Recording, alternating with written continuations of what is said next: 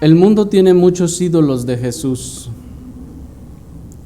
muchas figuras e imágenes que ellos mismos se han formado de acuerdo a sus propios deseos, muchas figuras e imágenes que ellos mismos se han formado de acuerdo a sus propios intereses, de acuerdo a sus propias necesidades. Y estamos hablando en esta oportunidad no de imágenes literales de yeso o de madera o de metal, sino estamos hablando, hermanos, de conceptos, de ideas que el hombre y el mundo se ha venido haciendo acerca de Jesús. Necesitan un Salvador de una forma o que se adapte a mí de esta forma, y entonces crean un Jesús diferente al de la Escritura, cosa que lo convierte en un ídolo, y entonces se inclinan ante él. Otros tienen necesidades de sanidad o de algunas otras cosas, tal vez hasta económicas, y se inventan un Jesús que está siempre sanando gente de sus enfermedades o que está siempre prosperando a la gente, ayudándoles a salir de sus necesidades económicas. Y a ese Jesús se postran y a ese Jesús adoran. Y entre los ídolos más populares de Jesús está el Jesús triste y necesitado, lo decimos entre comillas, pues es ese Jesús que se predica, que ruega siempre o que vive rogando por la atención del mundo. Ese Jesús que se predica, que supuestamente vive suplicando lastimosamente que vengan a Él, y que con tal de que vengan a Él está dispuesto a hacer lo que sea por ellos, para concederles las cosas que ellos necesiten con tal de que vengan y lo escuchen. Ese es un ídolo de Jesús, hermanos, pues ese no es el Cristo de la Biblia. Ese Jesús que está suplicando y llorando porque el mundo venga y se arrepienta y crea en Él, ese, hermanos, no es el Jesús de la Biblia. Como algunos han considerado que este ídolo no les ha funcionado muy bien, entonces también se han formado otro ídolo de Jesús, ese Jesús buena onda, ese Jesús relajado que es cuate de todos y que algunos lo han representado incluso con una patineta o con unos audífonos y hay un reproductor de MP3 y está oyendo música con todos los chavos y hasta con gorra y cuanta cosa. Es ese Jesús buena onda que según ellos está en el corazón de todos o en el corazón de cualquiera que, aunque sea de vez en cuando, se acuerde de Él y diga: Jesús, ven a mi corazón, entonces Él estará ahí con ellos en su corazón, pues dicen que es su cuate. Ese también es un ídolo de Cristo el Salvador. Pero como sabemos ya, hermanos, todos esos solo son ídolos, sustitutos del majestuoso y glorioso Cristo que se nos revela a todo lo largo de la Escritura y que ahora está a punto de revelarse a nosotros en todo su esplendor, poder y deidad en la revelación de Jesucristo. Pues sí, hermanos, nuestro Señor está a punto de revelarse a nosotros en las páginas del libro de la Revelación. Acompáñenme, por favor, al libro de la Revelación en el capítulo 1 y vamos a comenzar a leer a partir del versículo 9 al versículo 16. Y vamos a ver allí, hermanos, a nuestro Señor Jesucristo revelado. Vamos a ver la revelación de Jesucristo. Dice el versículo 9: Yo, Juan, vuestro hermano y copartícipe vuestro en la tribulación, en el reino y en la paciencia de Jesucristo, estaba en la isla llamada Patmos por causa de la palabra de Dios y el testimonio de Jesucristo. Yo estaba en el Espíritu en el día del Señor, y oí detrás de mí una gran voz como de trompeta que decía: Yo soy el Alfa y la Omega, el primero y el último.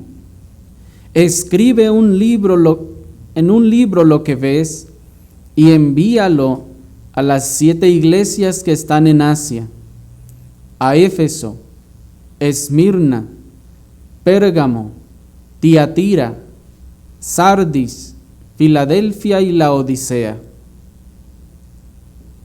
Y me volví para ver la voz que hablaba conmigo, y vuelto, vi 7 candeleros de oro, y en medio de los 7 candeleros a uno semejante al Hijo del Hombre, vestido de una ropa que llegaba hasta los pies, y ceñido por el pecho con un cinto de oro. Su cabeza y sus cabellos eran blancos como blanca lana, como nieve, sus ojos como llama de fuego, y sus pies semejantes al bronce bruñido, refulgente como en un horno, y su voz como estruendo de muchas aguas. Tenía en su diestra 7 estrellas, de su boca salía una espada aguda de 2 filos, y su rostro era como el sol cuando resplandece en toda su fuerza. Hasta allí. Hermanos, como vimos ya, nuestro Señor va a revelar todo el plan que Él ha trazado para este mundo y especialmente para su iglesia. Pero lo primero que va a hacer antes de comenzar a explicarnos todas estas cosas, Él se va a revelar a sí mismo. Y acabamos de leer, hermanos, una descripción de la gloria de nuestro Señor Jesucristo, una descripción de sus características y cualidades y de la gloria de la majestad con la que Él reina. Pero como ya sabemos, esta descripción nos está dada en misterio, y como ustedes habrán notado, está llena de símbolos. De tal manera que si nosotros tratáramos de imaginar a Cristo de manera literal como se describe aquí, sin intentar interpretar los símbolos, entonces nos estaríamos haciendo una figura que no tendría mucho sentido tal vez en nuestra mente.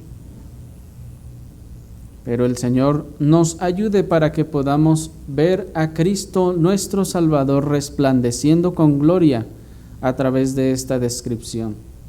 Pero noten que el apóstol, antes de pasar a describirnos a nuestro Señor, primeramente, él, antes de narrar esta revelación que recibió, se alinea también al propósito divino de este libro y se identifica primeramente con toda la cristiandad que está siendo perseguida en su tiempo, toda la cristiandad que está siendo atribulada y está siendo martirizada en los mismos tiempos del apóstol Juan. Y por eso dice: yo, Juan, vuestro hermano y copartícipe vuestro en la tribulación, en el reino y en la paciencia de Jesucristo. El apóstol le está diciendo: hermanos, yo también me encuentro atribulado junto con vosotros, yo soy vuestro compañero, yo estoy junto con ustedes y me identifico también con sus sufrimientos. El apóstol les dice: no piensen ustedes que porque yo soy apóstol, yo entonces estoy en un mejor estatus que ustedes. No, dice el apóstol, yo estoy sufriendo igual que ustedes y tal vez más. El apóstol está uniéndose a ellos y diciéndoles: hermanos, entre los cristianos en ese sentido no existen privilegios. Deben entender que aunque yo sea el apóstol, yo también estoy siendo atribulado junto con ustedes. El apóstol Juan mismo nos da testimonio incluso de que esta revelación le fue concedida precisamente mientras estaba siendo atribulado en la isla de Patmos, pues dice el versículo, estaba en la isla llamada Patmos por causa de la palabra de Dios y el testimonio de Jesucristo. El apóstol no estaba en la isla ahí vacacionando cuando le llegó la revelación de Dios, no. El apóstol no había decidido ir a llevar la palabra a aquel lugar cuando resultó que la revelación vino a él, no. Él estaba siendo atribulado junto con los hermanos, aunque él en este caso, habiendo sido desterrado a la isla de Patmos, él estaba allí sufriendo por el testimonio de nuestro Señor Jesucristo. Y aunque no sabemos a ciencia cierta cómo es que el apóstol terminó en la isla de Patmos, lo que sí nos deja claro es que la causa por la que él terminó allí fue precisamente la predicación de la palabra de Dios y el testimonio de Jesucristo. ¿Se fijan? Estaba en la isla llamada Patmos por causa de la palabra de Dios y el testimonio de Jesucristo. Algunos han dicho que la tradición dice que supuestamente Juan fue capturado y probado, solicitándosele que ofreciera incienso al emperador. Y bueno, al hacer eso estaría reconociendo la supuesta divinidad del emperador. Entonces, según la tradición, Juan se negó a hacer eso y al negarse entonces fue llevado preso y desterrado a la isla de Patmos. Pero no sabemos si esa historia sea real, hermanos, o no lo sea. Pero lo que es cierto es que dice Juan que él está allí por causa de la palabra de Dios y el testimonio de Jesucristo. Así que sí, hermanos, predicar la palabra de Dios y sostener la palabra de Dios en nuestras vidas nos va a traer problemas, nos va a traer tribulación. Pero luego nos dice ahí en el versículo 10, yo estaba en el Espíritu en el día del Señor y oí detrás de mí una gran voz como de trompeta. Hasta allí, hermanos. Noten, hermanos, una cosa importante que este versículo nos expresa. Primero, como suelen hacer todos los demás profetas, el apóstol, al comenzar a expresarnos su revelación, nos expresa no solo dónde recibió la revelación, sino cuándo recibió esta revelación. Y este es un lenguaje típico de los profetas. Acuérdense del profeta Isaías, cuando dice, en el año que murió el rey Usías, vi yo al Señor, ¿se acuerdan? Sentado en su trono. Y así, hermanos, muchos otros profetas también expresan palabras semejantes y dicen, en el año del rey Mangano, en el lugar tal, vi yo estas cosas. Juan está haciendo lo mismo y en este caso ya nos ha dicho que estaba en la isla de Patmos y luego nos dice, estaba en el Espíritu en el día del Señor. Así que, hermanos, fue precisamente el día domingo, dice él, mientras realizaba mis devociones al Señor, cuando yo fui tomado por el Espíritu en una visión. Sí, hermanos, la fecha o el día que el apóstol ha recibido esta revelación ha sido en el día del Señor. Pues dice, yo estaba en el Espíritu en el día del Señor. Se entiende, hermanos, que al ser el día del Señor, el apóstol estaba dedicando su día al Señor en las devociones privadas que, a pesar de su destierro y de su tribulación, él procuraba mantener al Señor. No estaba él allá vacacionando o disfrutando cuando la revelación vino. No, él se encontraba, hermanos, buscando del Señor y adorando al Señor.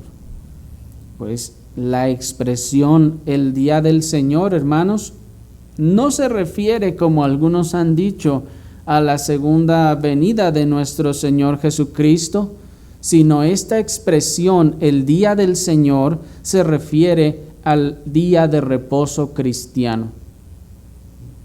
Hay varias razones, hermanos, por las cuales los comentaristas se inclinan a estas cosas. Y como les decía, ha sido de hecho desde aquel sistema de creencias que introdujo Darby y que popularizó Scofield, que a partir de entonces se ha intentado interpretar esta expresión del día del Señor como el día de la venida del Señor. ¿Me explico? Pues es desde entonces que dijeron, no, es que el apóstol fue trasladado al futuro, cuando iba a venir el Señor, y entonces vio todas estas cosas. No, hermanos, en realidad no es que el apóstol haya sido trasladado al futuro, sino que él estaba en el domingo, en el día del Señor. Otra razón es incluso desde el texto original en el griego, pues en todo el Nuevo Testamento, hermanos, solamente 2 veces se usa la expresión del Señor en todo el Nuevo Testamento. Y una de ellas es ahí 1 Corintios 11, cuando nos habla acerca de la cena del Señor. La expresión griega es la misma que aquí y se refiere a la posesión del Señor, se refiere a la pertenencia del Señor, se refiere a que la cena es del Señor, así como el día es del Señor. Así que la Escritura nos enseña, hermanos, y la historia también nos confirma que fue durante este siglo precisamente en el que los cristianos comenzaron a llamar al día de reposo cristiano el día del Señor. Precisamente, hermanos, fue en esta época cuando la iglesia cristiana comenzó a llamar al día de reposo cristiano para distinguirlo del Shabbat judío. Comenzó a llamarle el día del Señor, el día del Señor, también en base a la narrativa del mandamiento en Éxodo 20.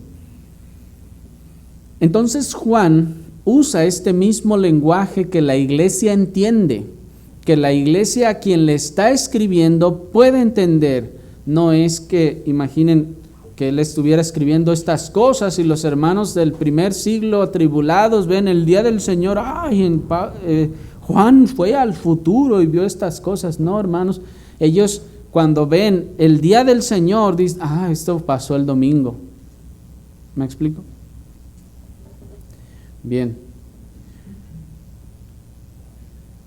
Cuando sucede esto, dice él, oí detrás de mí una gran voz como de trompeta. Solo quiero decir, hermanos, muy brevemente que respecto a la voz de trompeta debemos tener en cuenta que no debemos pensar que sea una trompeta sonando. No, hermanos, no se trata necesariamente de eso, sino cuando se habla de voz de trompeta, debemos entender que la trompeta por sí misma es un claro preludio de un anuncio importante. Esto es que el sonido lleva el propósito de llamar la atención del apóstol para que él preste todos sus sentidos a lo que está a punto de describirse. Incluso en la época donde los reyes gobernaban, cuando algún rey o algún emisario del rey iba a dar un anuncio, se tocaba trompetas. Se tocaba la trompeta para que toda la gente pusiera atención. No era como en las fiestas o las bodas que alguien está ahí golpeando la copa para llamar la atención de los demás. En ese tiempo se usaba la trompeta y cuando la trompeta sonaba era, hey, todos pongan atención porque está a punto de decirse algo muy importante. Así que cuando vemos, hermanos, estas trompetas, debemos entender, hermanos, que es una llamada de atención. Hey, algo viene, Algo se nos está a punto de decir, pongan atención, despierten, porque se nos va a decir algo importante. ¿Qué es lo que se nos va a decir? El versículo 11 nos dice, y decía, yo soy el alfa y la omega, el primero y el último. Escribe en un libro lo que ves y envíalo a las 7 iglesias que están en Asia, en Éfeso, Esmirna, Pérgamo, Tiatira, Sardis, Filadelfia y Laodicea. Hasta allí, hermanos, por el momento. Noten ustedes que el Alfa y Omega manda al apóstol escribir todo lo que lee en un libro.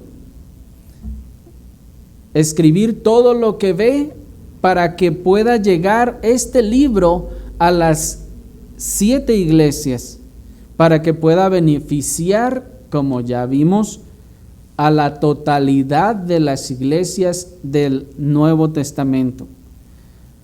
El mandamiento que se le da es escribir todo lo que va a ver, porque Dios tenía el propósito de que esta visión quedara incluida en el canon de la Escritura para que nosotros lo pudiéramos leer hasta el día de hoy y para que todos los cristianos y las iglesias a todo lo largo de la historia pudieran leer estas cosas.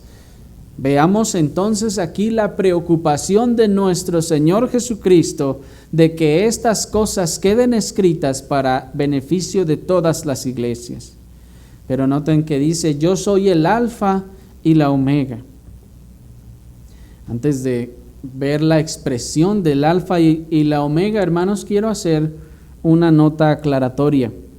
Si ustedes se dieron cuenta, no leímos el versículo 8. La ocasión anterior terminamos en el versículo 7 y el día de hoy no leímos el versículo 8.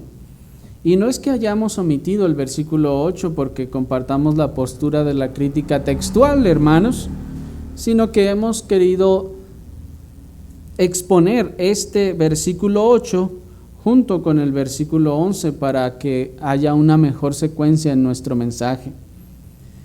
¿Qué quiero decir con todo esto? Bueno, hermanos, hay una postura que se conoce como la crítica textual. Esta postura considera que debemos nosotros quitar todos los versículos o no tomar en cuenta todos los versículos que no aparecen en los manuscritos más antiguos. Y efectivamente, Apocalipsis capítulo 1, versículo 8, solamente de ese versículo en los manuscritos más antiguos solo existe la palabra dice el Señor, o la expresión dice el Señor. Esto es que cuando termina el verso 7 que dice, y todos los linajes de la tierra harán lamentación por él, sí, amén, dice el Señor. Hasta ahí. La expresión yo soy el alfa y el omega, el principio y el fin, el que es, el que era, el que ha de venir, el todopoderoso, no existe en los manuscritos más antiguos. Pero hermanos, no es que nosotros apoyamos la postura de la crítica textual para dejar fuera este versículo, no, sino que hemos querido juntarlo con el versículo 11, pues noten ustedes que en esencia está hablando de las mismas cosas.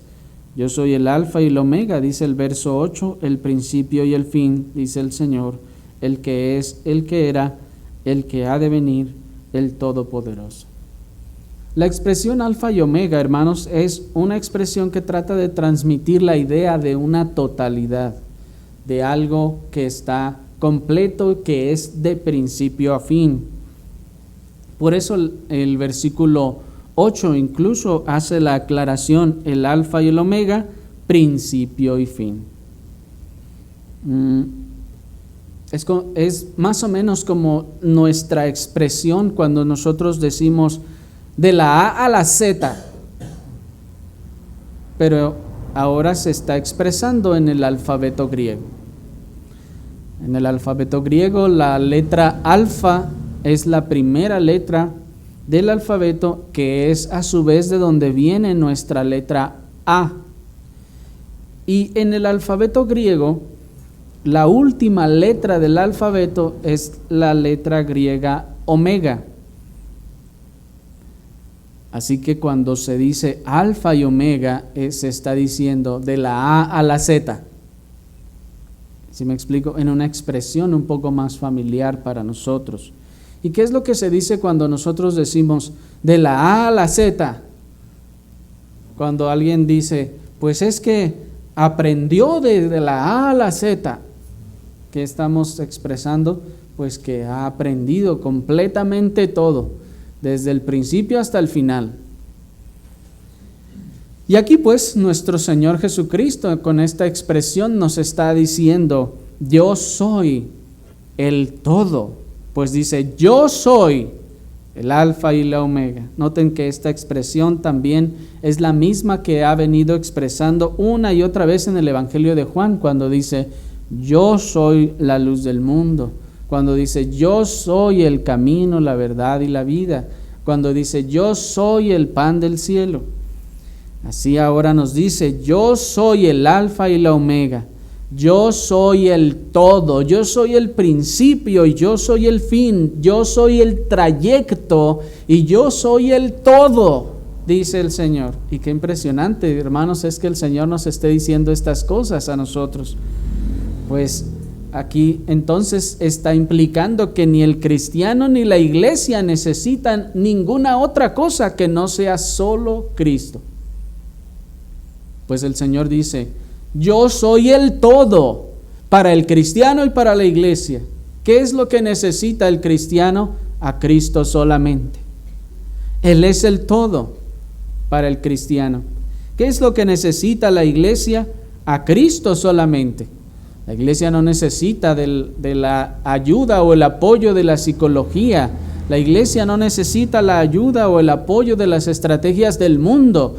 Cristo, hermanos, solo Cristo es suficiente. El cristiano no necesita otra cosa más, no necesita ni del apoyo de sus obras, de su obediencia o de ninguna otra cosa, solamente Cristo. Dice el Señor, yo soy el todo, yo soy el alfa y la omega. Adicionalmente, hermanos, la expresión alfa y omega también se refiere a la eternidad de Cristo. Pues es así como se expresa, si ustedes notan en el versículo 8, yo soy el alfa y la omega, el principio y el fin. Y en ese sentido, hermanos, ciertamente se está refiriendo a la eternidad de Cristo, pues ya nos dice Juan capítulo 1, versículo 1, en el principio era el verbo, y el verbo era con Dios, y el verbo era Dios. Así pues, Cristo estaba desde el principio. Cristo era desde el principio, y Él preexistía con Dios en la eternidad. Él es el fin también de todas las cosas, pues dice, yo soy el principio y yo soy el fin. Todas las cosas entonces terminarán con Cristo y buscarán la gloria de Cristo.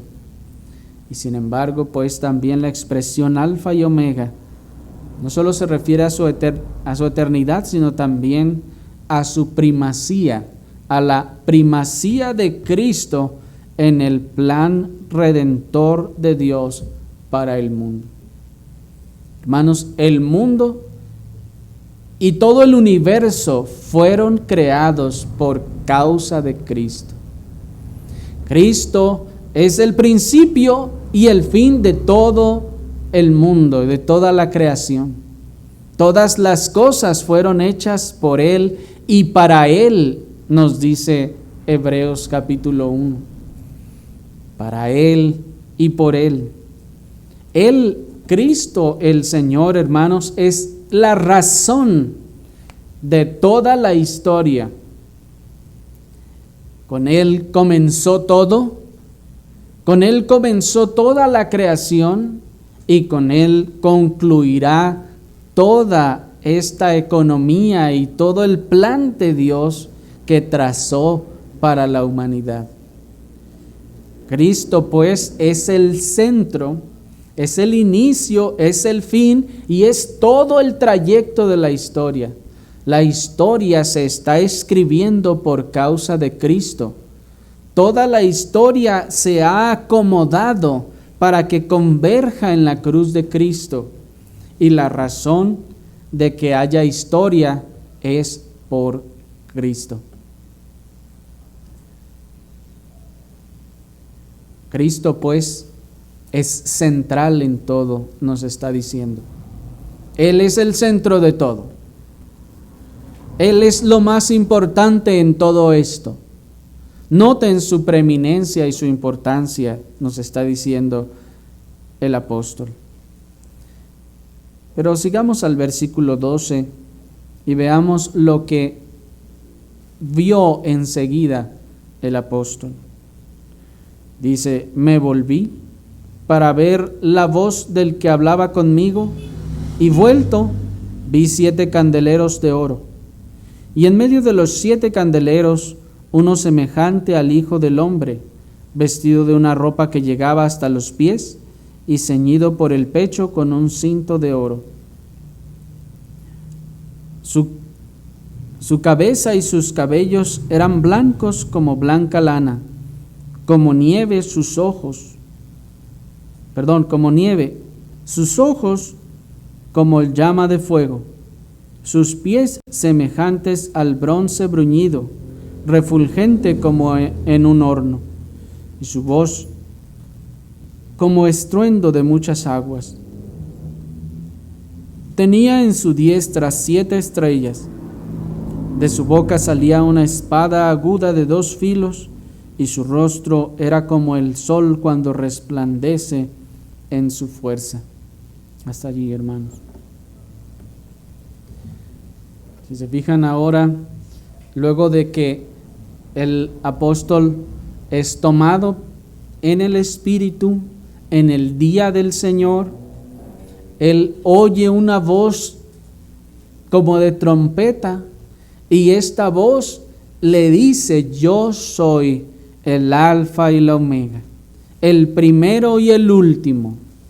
Y entonces, ya que le ha dicho que escriba este mensaje y lo mande a las iglesias, enseguida él voltea para ver quién le ha hablado, y lo que ve es lo que acabamos de leer. Él nos describe ahora cómo es aquel al que vio. Y el apóstol, hermanos, ha sido tomado pues en el Espíritu y está siendo guiado por el Espíritu a ver todas las cosas, porque él ciertamente ve al Señor, pero también noten que lo primero que advierte es 7 candeleros de oro. Y no es que los 7 candeleros hubieran sido más importantes que el ser que está ahí en medio, pero ciertamente lo primero que él observa son 7 candeleros de oro. Y hermanos, aquí es donde comienzan los símbolos. A partir de aquí hemos de sumergirnos, hermanos, en todo el simbolismo del libro del Apocalipsis. Aquí las realidades comienzan a partir de ahora a ser expresadas en misterio. Así que estemos alerta, hermanos, para no dejarnos llevar por el símbolo, sino que podamos entonces discernir su significado. Pues si nosotros, mirando los símbolos, tratamos de imaginarnos cómo hubiera sido, hermanos, vamos a crear también un ídolo. Pero tenemos entonces que estar bien atentos para que podamos discernir todas estas cosas. Brevemente debo decir, hermanos, que estos 7 candeleros representan las 7 iglesias mencionadas en el versículo anterior: Éfeso, Esmirna, Pérgamo, Tiatira, Sardis, Filadelfia y Laodicea. Pues el versículo 20 nos lo confirma. Miren el verso 20. El misterio de las 7 estrellas que has visto en mi diestra y de los 7 candeleros de oro. Las 7 estrellas son los ángeles de las 7 iglesias y los 7 candeleros que has visto son, ¿qué? Las 7 iglesias. Así que, hermanos, gracias al Señor que nos ayuda a interpretar esto, pues nosotros no habríamos podido hacerlo si Él no nos lo revela. Los 7 candeleros son las 7 iglesias, y a su vez esos 7 candeleros son, como ya vimos, ya que son 7, entonces representan a toda la iglesia neotestamentaria. Pero veremos esta figura con más detalle una vez que hayamos visto al que está primeramente en medio de ellos. Así que en este momento no vamos a enfocarnos en los candeleros, lo vamos a hacer si el Señor nos ayuda en la próxima ocasión. En esta oportunidad miremos más bien al que está en medio de esos candeleros. Observemos, hermanos, la descripción de este Alfa y Omega y veamos si se parece entonces a los ídolos de Jesús que se predican hoy en día. Dice el versículo 13: y en medio de los 7 candeleros vi a uno semejante al Hijo de Hombre. Hasta allí. Noten, hermanos, que el apóstol ve la apariencia de nuestro Señor Jesucristo. Esa apariencia que le fue revelada a Juan era más bien consistente con su naturaleza humana. 100% hombre, pero glorificado. Pues noten que dice, vi uno semejante al Hijo del Hombre. Y ustedes saben, hermanos, que este título es un título muy común referido a nuestro Señor Jesucristo en el Nuevo Testamento. Nuestro Señor Jesucristo usa él mismo este mismo título para sí mismo y dice, el Hijo del Hombre no tiene dónde recostar su cabeza. ¿Se acuerdan? Y él está hablando de sí mismo. Pero también esta expresión, el Hijo del Hombre, implica que él se está identificando con nosotros, que él ha tomado nuestra semejanza para ser nuestro eficaz mediador ante el Padre. ¿Por qué lo ve como una figura, como si fuera un hombre? Porque aquí se está mostrando, hermanos, la identificación de Cristo con los suyos. Él se está identificando así como nosotros a nuestra semejanza, pues ha hecho esto para ser el eficaz mediador nuestro delante del Padre. Cuando Juan ve esto, él nos está diciendo, aquí está el mediador. ¿Me están siguiendo?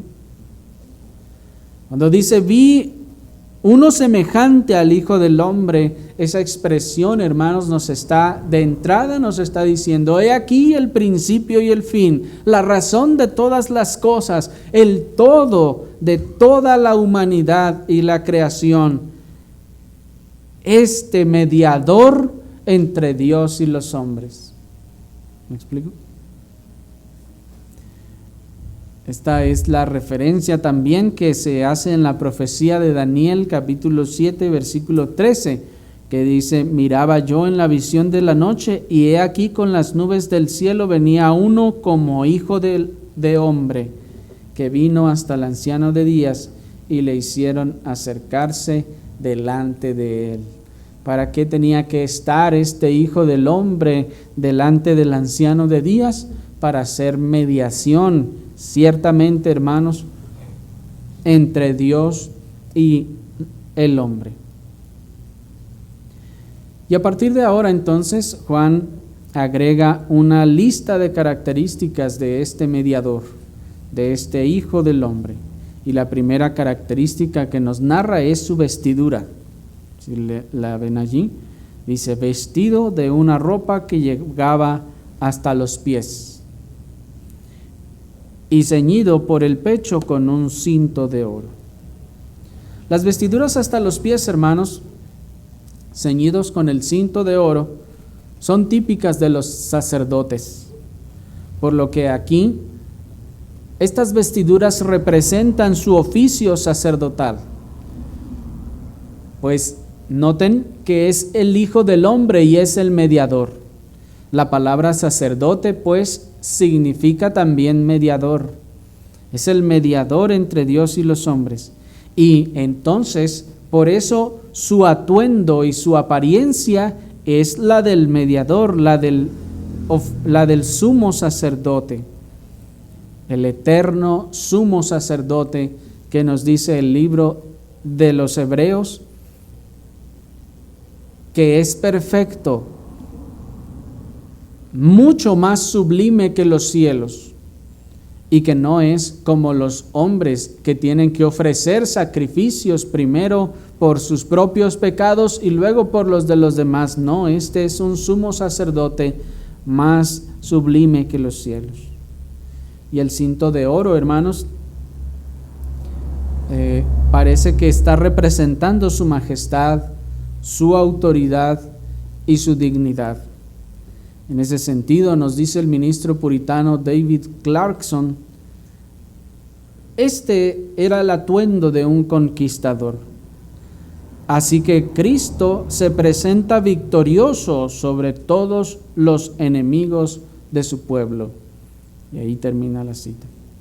Así pues, hermanos, este cinto de oro también está representando su majestad y su autoridad, está representando su dignidad, está mostrando lo glorioso y victorioso ante todos sus enemigos. Porque recuerden ustedes, hermanos, que el propósito del libro es consolar la iglesia. Y recuerden ustedes también que Cristo en su segunda venida, hermanos, Él no viene en su humillación como lo hizo en la primera venida, sino viene glorioso y majestuoso. Noten que ahora pasa a otras características más de su constitución y dice, su cabeza y sus cabellos, versículo 14, eran blancos como blanca lana, como nieve, sus ojos como llama de fuego. Lo blanco de sus cabellos, hermanos, puede ser un poco más sencillo de discernir para nosotros, que representa ciertamente su pureza, pues sabemos que el blanco, como ya veíamos al principio, respecto a la simbología de los colores, ¿se acuerdan?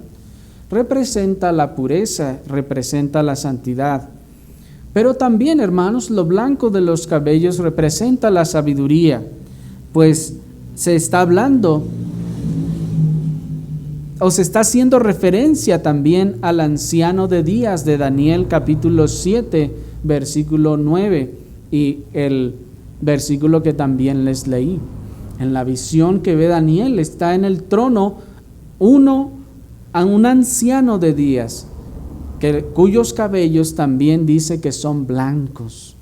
¿Y qué significa? ¿Que Dios es un viejito que está ya sentado con todos los cabellos blancos? No, hermanos, eso otra vez, no debemos pensar que Dios se ve así o que Cristo se ve físicamente así. Esto es una representación simbólica de que esa blancura de sus cabellos implican o enseñan su sabiduría, su experiencia, su control sobre todas las cosas. ¿Me están siguiendo? Pues, hermanos, las canas en ninguna forma son ni deben ser motivo de vergüenza. No, hermanos, las canas son motivo de honra, son motivo de gloria. Pues ya luego veremos, espero yo, en el Señor con más calma, pero las canas, hermanos, deben lucirse con honra. No quisiera usar la palabra orgullo, pues esa palabra también tiene una connotación negativa, pero la Escritura nos dice que aún delante de las canas te pondrás de pie.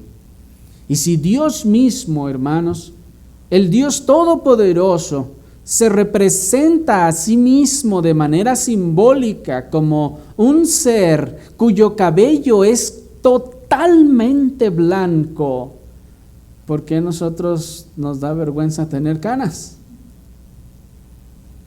Esas canas, hermanos, esa blancura de sus cabellos está expresando su abundante sabiduría, su total y completa experiencia.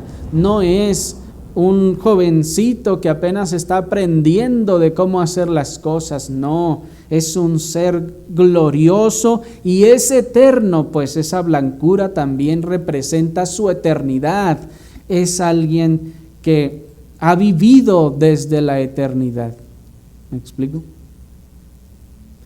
Y en cuanto a la representación de sus ojos, hermanos, noten que dice que sus ojos son como llama de fuego.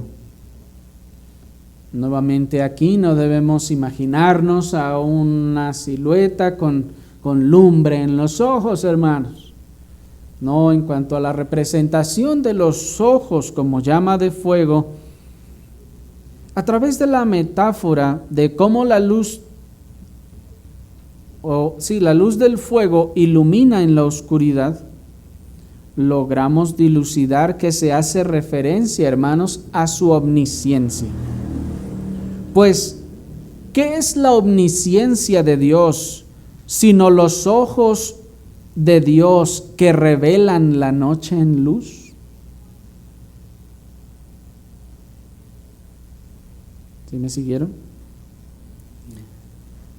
La Escritura nos dice: lámpara es a mis pies tu palabra y lumbrera, una lumbre a mi camino. ¿Para qué se utiliza la metáfora de una lumbre? Para que aluce, para que dé claridad, para que se vea. Esa claridad, esa luminiscencia en los ojos está expresando que esos ojos son claros, que iluminan toda la oscuridad, que puede ver todas las cosas. Pues dice el Salmo: ¿a dónde me iré de tu espíritu y a dónde huiré de tu presencia? Si subiera a los cielos, ahí estás tú, y si en el abismo hiciere mi habitación, he aquí, aún allí me guiará tu mano, me asirá tu diestra, pues las tinieblas no esconden de ti. Y dice: aún la noche resplandecerá como el día, lo mismo te son las tinieblas que la luz. ¿Por qué? Porque su vista, la visión de Dios, hermanos, como dice el himno, revelan la noche en luz. Así que estas llamas, o sus ojos como llama de fuego, están hablando de su omnisciencia. Ese Cristo mediador glorioso, ese Alfa y Omega, ese glorioso, puro y infinitamente sabio Dios que todo lo ve. ¿Están siguiendo? Nos dice: ese principio y fin, ese glorioso único Jesucristo, ese puro y santo, infinitamente sabio y omnisciente Cristo. No hay nada que se pueda esconder de él. La siguiente característica que ve el apóstol son sus pies, y dice: sus pies semejantes al bronce bruñido. Hermanos, noten ustedes que aquí se expresa un metal, y el metal en este caso es el bronce, y dice bruñido. La palabra bruñido significa pulido. Cuando dice bronce bruñido, está hablando de bronce pulido. El bronce pulido, hermanos, cuando está muy bien pulido, tiene un aspecto semejante al oro, aunque el oro tiene un color mucho más claro y brillante. Pero el bronce, y luego dice que también es refulgente como en un horno. El bronce, hermanos, también se considera un metal precioso. Y ya que se refiere a sus pies, y que nos está expresando, hermanos, el poder que tiene nuestro Salvador para aplastar a sus enemigos, debemos entender que aún mayor que pies de hierro serían pies de bronce. En ese sentido nos dice el ministro puritano David Clarkson una vez más: aquí está su poder, en los pies semejantes al bronce bruñido o pulido. Aquí está su poder para aplastar a todos los que se oponen a su gloria y la felicidad de su pueblo. No pueden resistirle más, como los vasos de barro no pueden soportar la fuerza del bronce. Y aquí pues, hermanos, los eruditos están de acuerdo en que el hecho de que sus pies sean de bronce está expresando la figura de su poder para aplastar a sus enemigos debajo de sus pies. Está hablando de la refulgencia de su majestad y su poder para aplastar a sus enemigos, como lo enseña el Salmo 110:1, que expresa que Dios aplasta a sus enemigos debajo de sus pies. Y así pues, el hecho de que sus pies sean de bronce ahora nos está hablando de su omnipotencia, de su poder para vencer a cualquiera de sus enemigos. Así, si ustedes han visto, hermanos, se nos está describiendo a nuestro Señor Jesucristo en todos sus atributos divinos. Se nos está describiendo a nuestro Señor en su eternidad. Se nos está describiendo a nuestro Señor Jesucristo en su sabiduría. Se nos está describiendo a nuestro Señor en su eternidad. Se nos está describiendo a nuestro Señor en su santidad. Se nos está describiendo a nuestro Señor Jesucristo en su omnisciencia, y ahora se nos está describiendo a nuestro Señor en su omnipotencia. Y noten que no ha terminado allí, sigue describiéndonos. Dice el versículo 15 al final: y su voz como estruendo de muchas aguas. Hermanos, esta voz poderosa del Señor es expresada como el estruendo de muchas aguas, una voz que no puede ser ignorada, una voz que resuena y retumba tan fuerte como para causar el temor de cualquiera, una voz que no puede ser menospreciada, hermanos, una voz poderosa que despierta a cualquiera que esté durmiendo. Pues, hermanos, la voz de nuestro Señor Jesucristo es esa voz potente y poderosa, tan poderosa que puede hacer oír a los sordos. Esa voz tan poderosa que puede aún levantar a los muertos de su tumba por el estruendo de su voz. Pues, hermanos,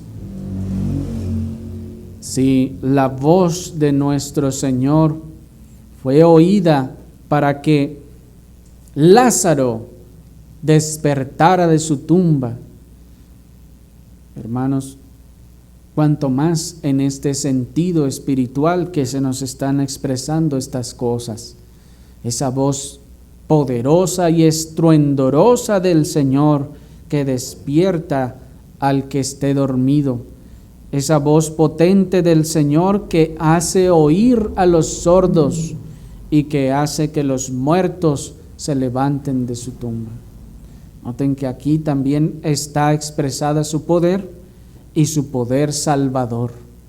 Ese poder, hermanos,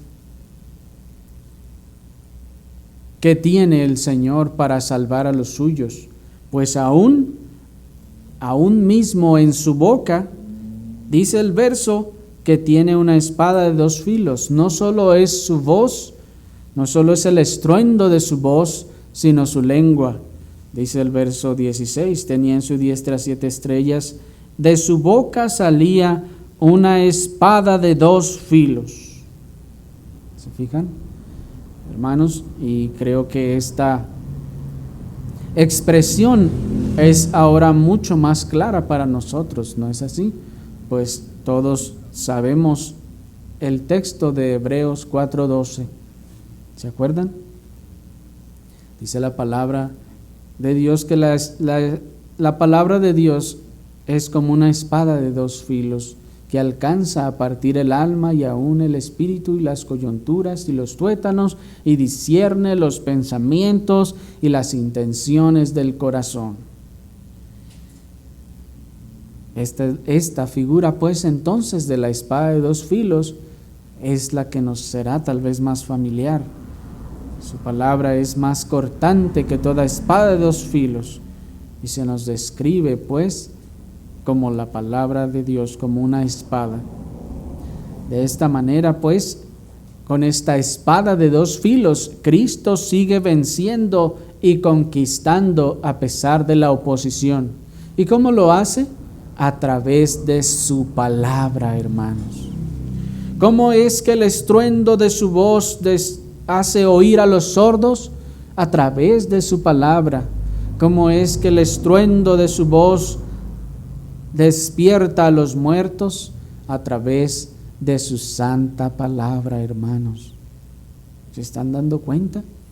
¿Se están dando cuenta, hermanos, cómo el libro del Apocalipsis no nos está hablando de rollos hollywoodescos ni de figuras raras y extrañas, sino de verdades fundamentales y básicas, en este caso sobre Cristo y como veremos más adelante sobre la iglesia también?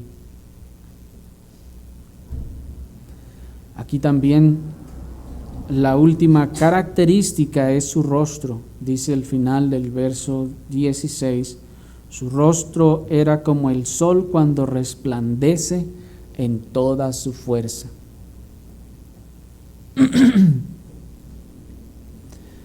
Noten, hermanos, que nos dice que su rostro era como el sol cuando resplandece con toda su fuerza. No nos dice era como el sol cuando ustedes lo miran en un día nublado.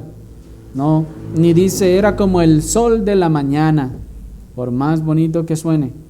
Ni siquiera era el sol del atardecer, porque ese sol puede de alguna forma ser visto. ¿Cuántas personas no les gusta sentarse a ver el atardecer? Pero no, hermanos. Este resplandor del sol es del sol cuando brilla en toda su fuerza, no solamente allí en alguna otra hora del día, sino cuando el sol brilla con toda su fuerza. Allí está, hermanos, el rostro del Señor. Una vez más quiero citar al ministro puritano David Clarkson en cuanto a la interpretación de esta figura, y nos dice: aquí se descubre el rostro de Cristo, fuente de luz y vida, asiento de belleza y gloria, que eclipsa al sol en toda su fuerza. Así aparece como se convierte en el amor, el deleite, la admiración, la alegría de todo aquel cuyos ojos se abren para contemplarlo. Y así es, hermanos, aquí se descubre al Señor como la fuente de la luz y la fuente de la vida. Él Dice la Escritura en otro lugar que Él es fuego consumidor y no una lumbre que nosotros podemos ver de color rojo o anaranjado, sino una luz, hermanos, tan intensa, mucho más que el sol mismo. Pues hermanos, cuando las llamas se ven de color anaranjado o rojo, según el color que tiene la llama, es la intensidad del calor que hay en esa llama. Y bueno, también es la combinación del oxígeno que hay y los componentes del entorno. Por eso alguna llama podrá verse azul, otra amarilla, otra roja, etc. Pero la más refulgente de todas es de color blanco. La más refulgente de todas es el color del sol mismo. Y aunque normalmente lo coloreamos los niños en color amarillo, si ustedes tratan de ver al sol, el sol no es amarillo, es un blanco refulgente. Así que, hermanos, es un resplandor que no puede ser desafiado. Ese es un resplandor que no puede ser contemplado con los ojos terrenales, porque así como si ustedes intentan ver al sol directamente, les dañará los ojos, literalmente.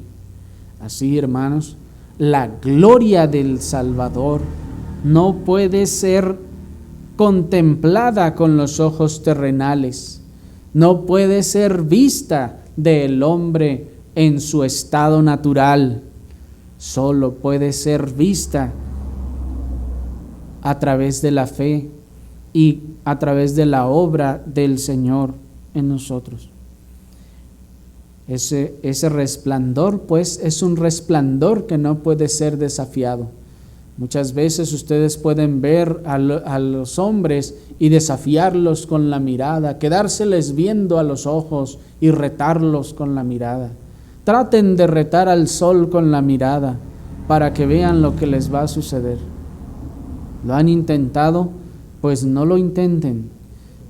Y asimismo, Cristo, en ese resplandor y gloria, no puede ser retado por nadie, hermanos. Nadie puede mirarlo a los ojos, nadie puede ponérsele al tú por tú. Él es el Dios glorioso, cuya gloria resplandece, hermanos, y por eso se ha dicho y dice el himno que habita en una luz inaccesible. Así pues, hermanos, como ustedes se estarán dando cuenta, aquí no estamos viendo al Jesús buena onda que supuestamente está en los corazones de todo el que eventualmente se acuerde de Él. No, aquí estamos hablando del Hijo de Dios, Dios Todopoderoso. Si una cosa es clara en la descripción de nuestro glorioso Señor Jesucristo, hermanos, a través de estos símbolos, es que este majestuoso Cristo es completamente opuesto a ese Jesús triste y necesitado que predica el evangelicalismo de nuestro tiempo, que anda rogándole a la gente: ándale, por favor, cree en mí, mira, con tal de que creas en mí, te voy a hacer todos estos milagros, te voy a cumplir lo que tú quieras. No, hermanos, este Cristo glorioso que se describe aquí en la Escritura no tiene nada que ver con ese Jesús que se predica en el evangelicalismo de nuestro tiempo. Así que, hermanos, si ustedes notaron, sin una sana interpretación de los símbolos de la descripción que nos da el apóstol Juan, no podríamos ver al Cristo glorioso y majestuoso. ¿Se dan cuenta? Veríamos solo una imagen amorfa de un ser que tal vez no nos inspira ni reverencia ni dignísima majestad. Estaríamos viendo un ser tan deforme, combinado de cosas que nos causaría extrañez o hasta repulsión. Pero recuerden, hermanos, como hemos repetido desde el principio, todo esto es un misterio y el Señor ahora está revelándolo ante nosotros. Por último, hermanos, quiero decirles que si no olvidamos que Cristo está en medio de esos 7 candeleros que simbolizan, como ya vimos, la totalidad de la iglesia neotestamentaria, entonces hallaremos una fuente de gran gozo, una fuente de consuelo en el saber que Cristo, nuestro amado Salvador, ese glorioso ser que se ha manifestado en toda su gloria, está en medio de su iglesia. Miren, hermanos, qué cosa tan consoladora es esa. Cristo, ese ser que vimos refulgente, todopoderoso, sabio, puro, santo, poderoso para aplastar a sus enemigos, ese glorioso ser está en medio de su iglesia. Está en medio de ellos y se manifiesta a través de su iglesia.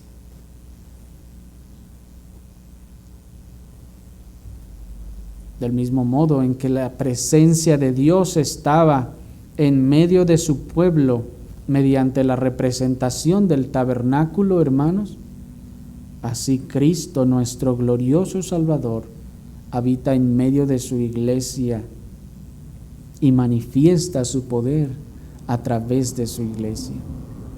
Aquí está, hermanos, nuestra figura de la presencia de Dios entre su pueblo en el nuevo pacto. Ya no tenemos tabernáculos físicos, ya no tenemos un arca física y no la necesitamos. Tenemos al más glorioso ser, al todo, al alfa y la omega, en medio de nosotros, en medio de su iglesia. Cristo anda entre su iglesia. Cristo camina entre su iglesia. Él la sostiene y la cuida en medio de todas sus tribulaciones. Ese es el mensaje. Noten que primero nos ha expresado cuán glorioso y refulgente y magnífico es ese Jesucristo. Y luego nos dice ahora, pero hey, miren esa gloria, está en medio de su iglesia.